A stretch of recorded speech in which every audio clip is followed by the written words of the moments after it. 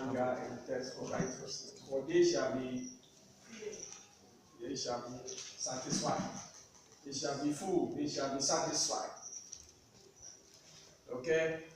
And we look at that, we explain. If you have any question, please ask before we move on to verse 7.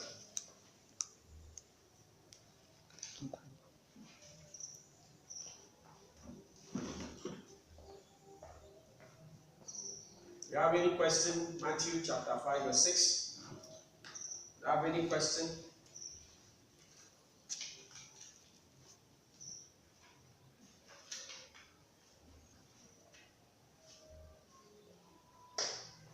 So you understand what it means to hunger? You understand what it means to test? Okay. See, there is no question. Someone read for us Matthew 5 verse 7. Matthew 5, 7. Blessed are the merciful, for they shall obtain mercy. Blessed are the merciful, for they shall obtain what? Mercy.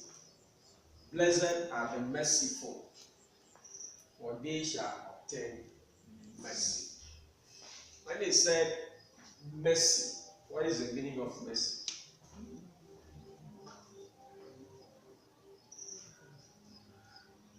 Mercy.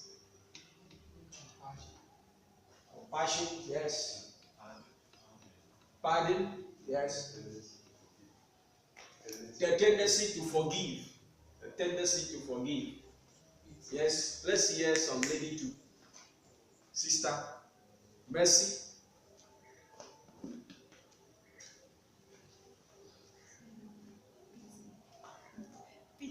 Pity. Yes. Mercy. They said it all. Mercy means they said it all. Oh, but I am asking for an explanation of mercy, and they said it all. That is mercy. Any other addition? Favor. Favor someone. Okay.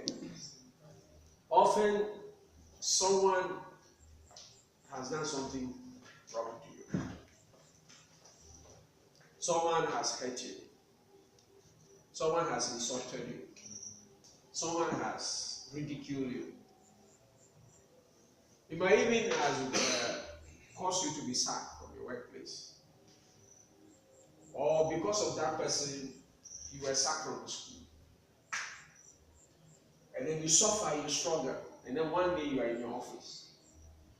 And then this guy, not knowing that you are the one over there, then he knocks the door, he comes in. He meets you there. And everything that he did to you passed through his mind and your mind. And then he needs help. He needs you to endorse a form for him. At that time, you have him in your power. You have him under your control. What you do at that time will tell you whether you are someone who has mercy or you don't. If you stretch forth your hand, you collected the document, you read through, and then you endorse, recommend, and give it back to him, you are giving mercy. You see that? Do you understand? I'm trying to give you a picture so that you understand what mercy is. Okay? So this is how our Lord Jesus Christ said, when your enemy is hungry, what should you do to him? Feed him. You see, here is your enemy. He knows it's your enemy. You know it's your enemy. And then he's hungry. And then you go and find food and give to your enemy and say, eat. That act is an act of what? Mercy.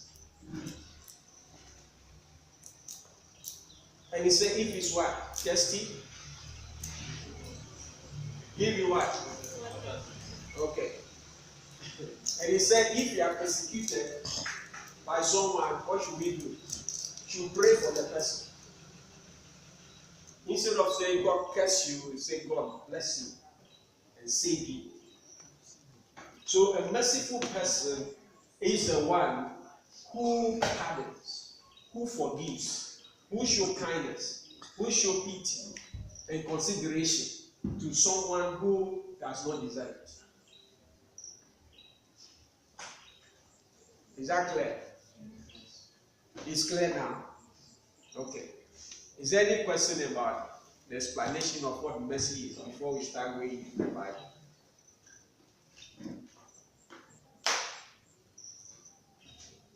Yes, Brother Oliver.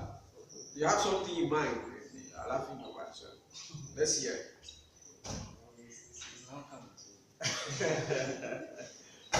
Yes, any other? Yes. Yes. The empathy simply means that you be the shoe of the person. You feel what the person is feeling. Then you can have compassion for the person. Okay. Any other? Yes, you want to say something? Sounds why some of this you hear them, and then maybe when you want to put it to work, you realize that you go back to doing the wrong thing before you come back to yourself and be like, oh no, as a Christian I should have done it this way. What caused that? Okay. A gentleman came to me some time ago and said, I'm from this area.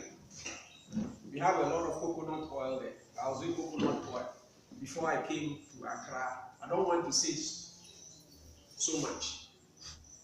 So, so if you bring money, we can do business and talk. So I said, okay. So the person came, we put that agreement in writing.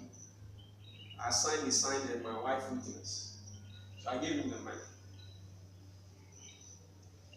So he went, and the following week, they brought the oil, came and sold, and he brought me my profit. So this is a good business. It's a good business.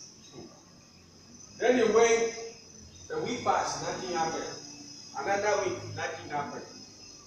In the first time he came, he was telling stories, this, that. He brought me something. So that is good business. You okay? That's it. The capital, the interest, everything is gone. Then I was in my office one day. This guy knocked the door.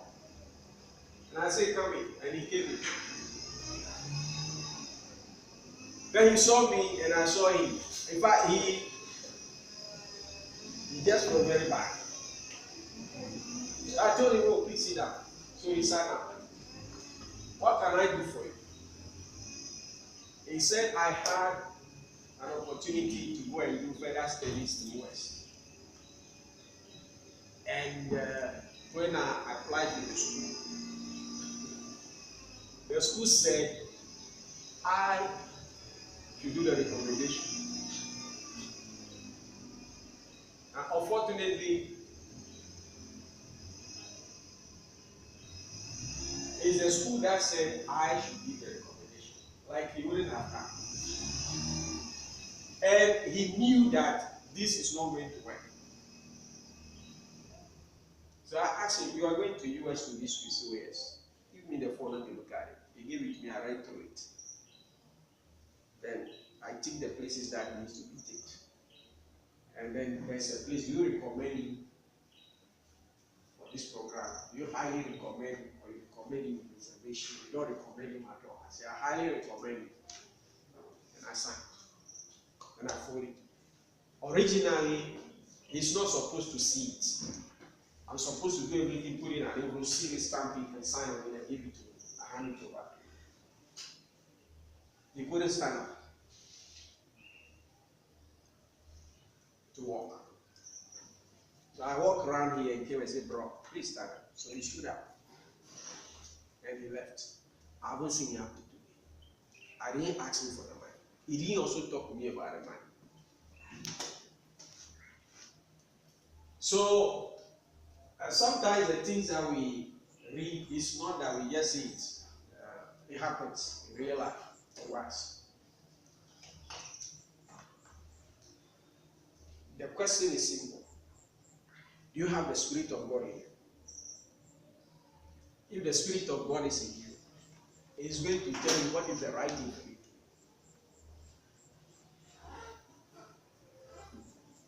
The Spirit of God will tell you what is the right thing for you.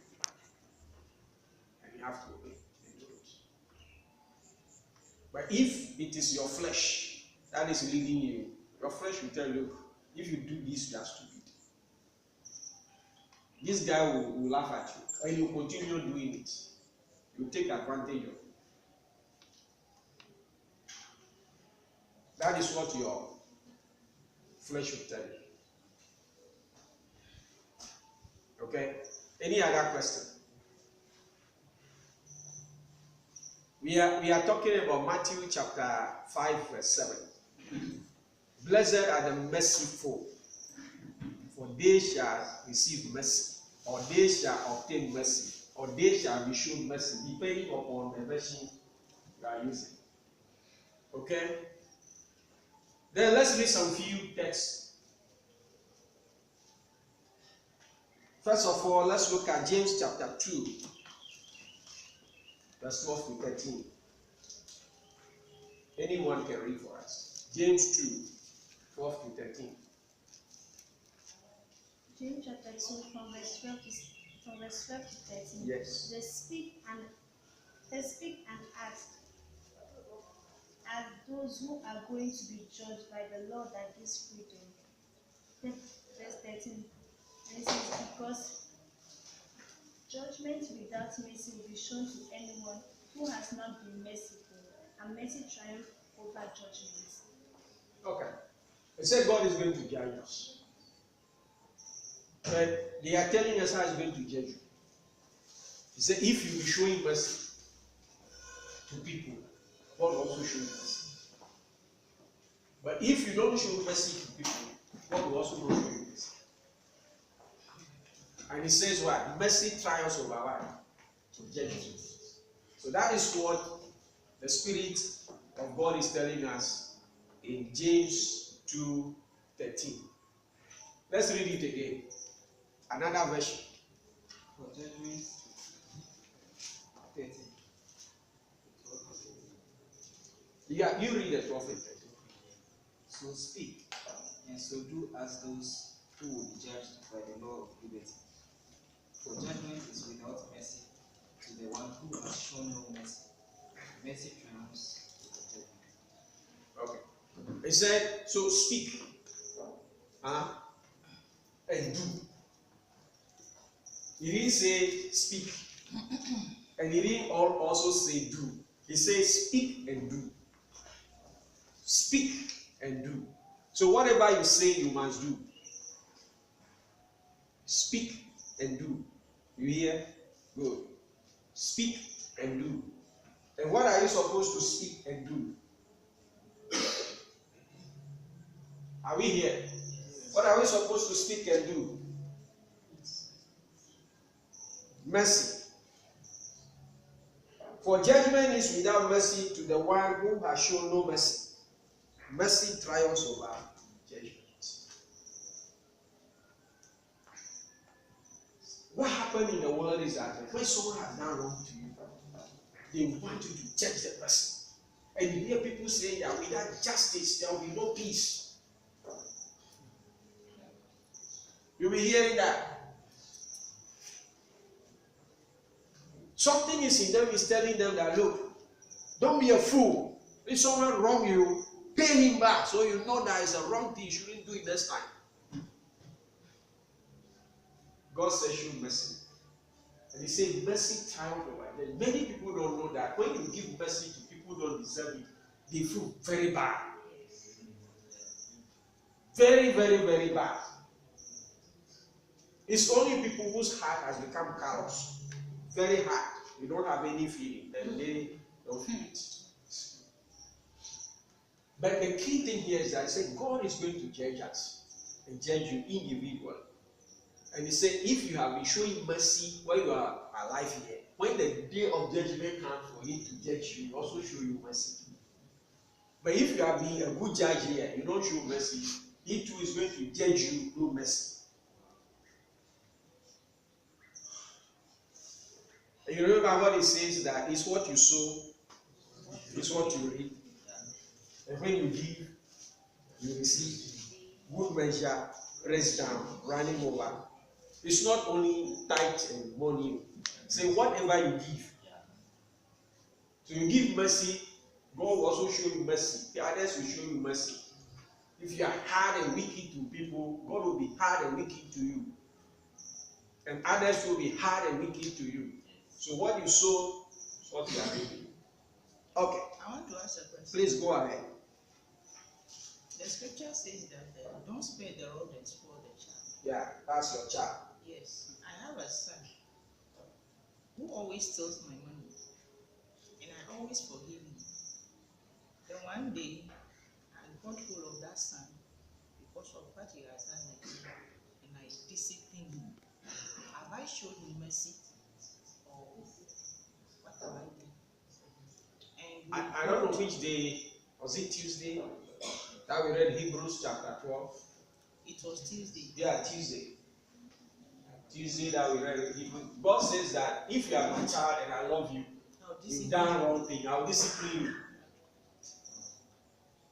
If I don't discipline you, it means you are not my child and I don't love you.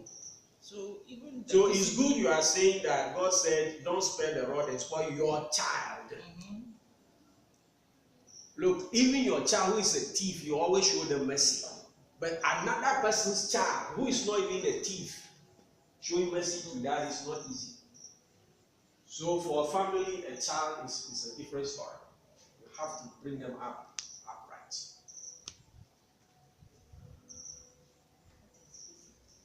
You know your child is bad, but you cook, you give him the food to eat. Is that not right? That's mercy. But if somebody's child comes to your house and steals and you cook, you give it to him. No. Because you are not showing him mercy.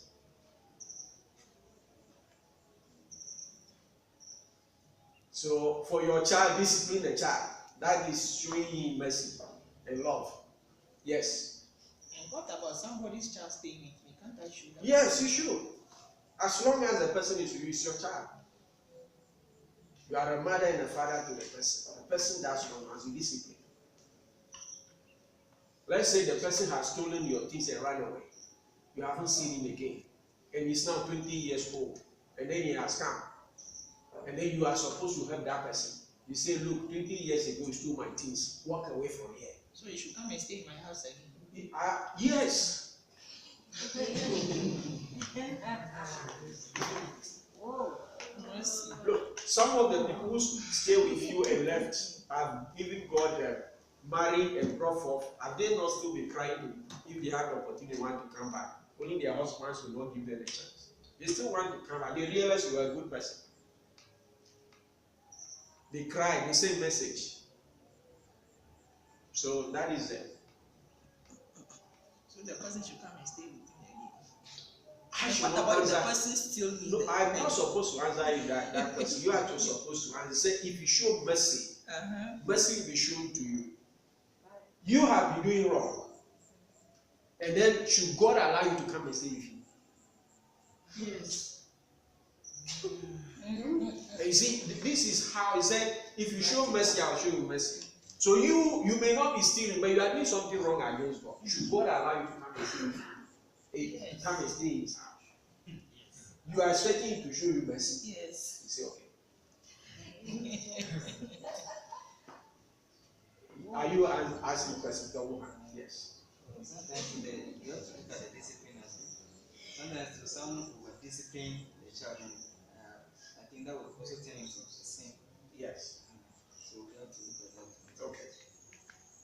Let's go to Titus chapter 3, verse 5. You wanted to ask questions? Yes. Okay, please ask. So please, my question is, what if I want to be a lawyer and maybe someone has done something wrong and I want to defend that person in the law court? So as in, is that not, am I not showing mercy to that person by not making the case to be like, You see, if someone has done wrong and you are supposed to offend that person, as a Christian, you sit down with the person and ask him, have you really done this? If he says yes, you should go and plead for mercy for him. You should not go to the court and say that my client didn't do that.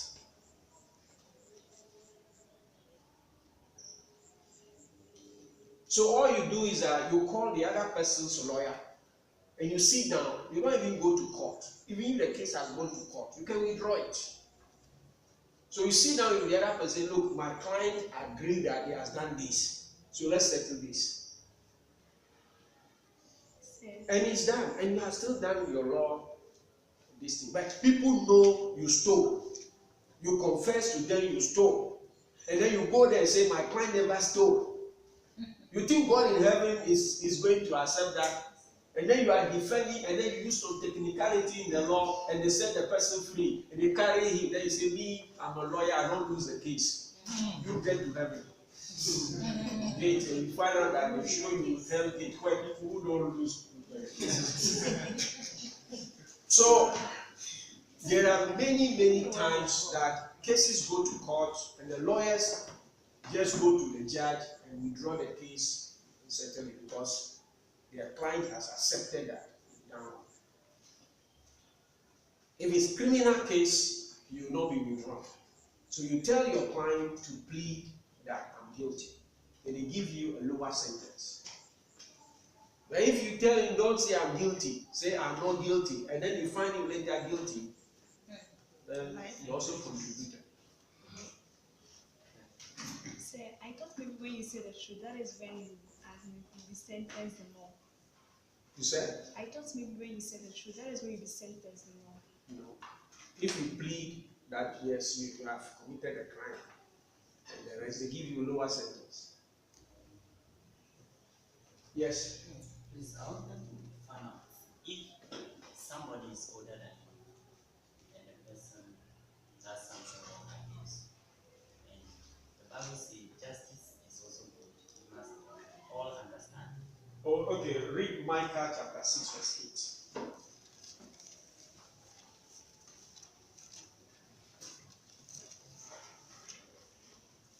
Micah 6, 8. I know where you are going, so after you read, you can answer this. Micah. Yes, he's prophet. He's in the book of prophets. One of the minor prophets. Please, he's looking for anyone who finds he can read. Micah 6 verse 8, it says, He has shown you, O man, what is good. Now, wait, he said, God has shown you, oh man, what is good. God has shown you, oh man, what is good. Oh woman, what is good. What did he show? And what does the Lord require of you? And what is the Lord requiring from you? That to act justly and to love Act mercy. justly. Act justly. And love mercy. And to walk humbly And to be humble with your God. with your God. You see that if God will do justice without any mercy, do you think any one of us here will go to heaven? So he said, act justly and love mercy. That one they add something else to it. Love mercy and be humble. Now ask your question. The act, justice, that act must show the person that this thing is wrong. Yes, it's wrong. Act mercy. Do you think the person doesn't know it's wrong? The one who came and took my money and didn't bring it back and didn't tell me anything, you think he didn't know that it's wrong? And so if He knows it's wrong. you don't do it, and If what? you have mercy, the person will soon be saved. That's your problem. How many times do you wrong God? And God keeps showing you. Many people have been shown mercy and they end up weeping. They know they never deserve it. Some have gone home and for days they've been weeping. The way I treated this man, the way I treated his child, the things I did to them. Then I'm in this position. Look at how they treated me. I was bad. But Satan will tell you, oh, no, no, no, no, no, no. If you do it like that, they will not get it. They will do it again. So show them. He knows it's fooling you. It is you. Now that person has his own problem. Now you are not going to have yours. Always have a right relationship with your God. And let nothing block that relationship. For the sake of your relationship with your God, and for the sake of you going to heaven, do what God says. You know, Peter asked Jesus Christ, Matthew 20 something, 20 something. Yeah, Matthew 18. He said, Lord, how many times will someone wrong me? If I 7 times. 27 times. No, but in Matthew 18, Jesus didn't answer like that. He told a story. Let's read the story. It's a long one, but 21 to 35. Matthew 18, 21 to 35.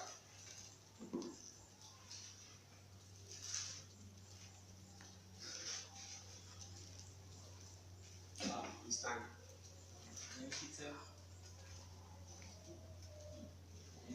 Read from verse 20. No, 21. That is what Peter said. Okay. Then Peter came to him and said, Lord, how often shall my brother sin against me, and I forgive him? How often should my brother sin against me, and then I'll forgive him? Up to 7 times. Up to 7 times. Jesus said to him, I do not say to you up to 7 times, but up to 70 times 7. Yeah, 490 times. Therefore, the kingdom of heaven is like a certain king who wanted to settle accounts with his servants. And when he had begun to settle accounts, one was brought to him who owed him 10,000 talents. But as he was not able to pay, his master commanded that he be sold, with his wife and children and all that he had, and that payment he made. The servant therefore fell down before him, saying, Master, have patience with me, and I will pay you all. Then the master of that servant was moved with compassion, released him, and forgave him the debt. But that servant went out and found one of his fellow servants who owed him 100 denarii. And he laid hands on him and took him by the throat, saying, Pay me what you owe. So his fellow servant fell down at his feet and begged him, saying, Have patience with me, and I will pay you all. And he would not, but went and threw him into prison till he should pay the debt. So when his fellow servants saw what had been done, they were very grieved, and came and told their master all that had been done. Then his master, after he had called him, said to him, You wicked servant, I forgave you all that debt because you begged me. Should you not also have had compassion on your fellow servant, just as I had pity on you? And his servant and his master was angry, and delivered him to the torturers until he should pay all that was due him. So my heavenly Father also will do to you if each of you from his heart does not forgive his brother his trespasses. Amen.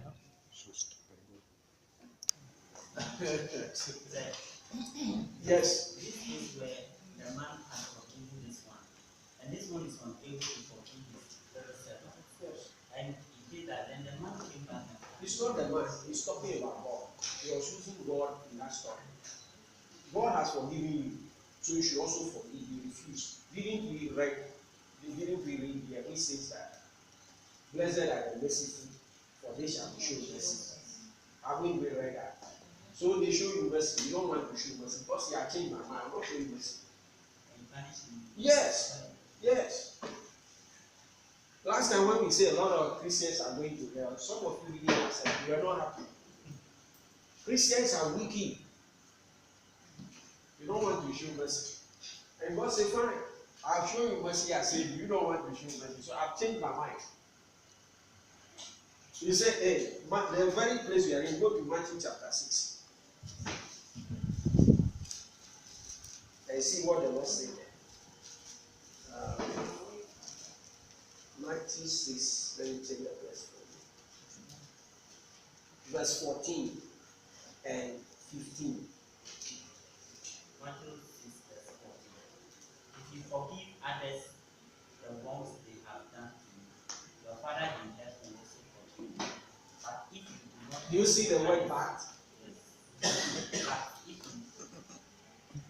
you do not forgive But others, if you do not forgive others, then your Father in heaven will not... do you see the word then also? Your Father will not what? Yeah, so you decide how God will treat you. Yes, you are telling God, this is how you should treat me. The way you treat people, that's how God will treat you.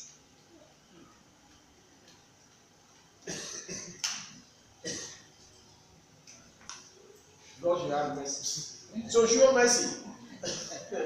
You want God to have mercy on you, show mercy. You want God to forgive you, forgive. You want God to be kind to you, be kind to people. So what if you forgive him? I don't have anything to do with it. So if God forgives you and doesn't want anything to do with you, will you be in heaven?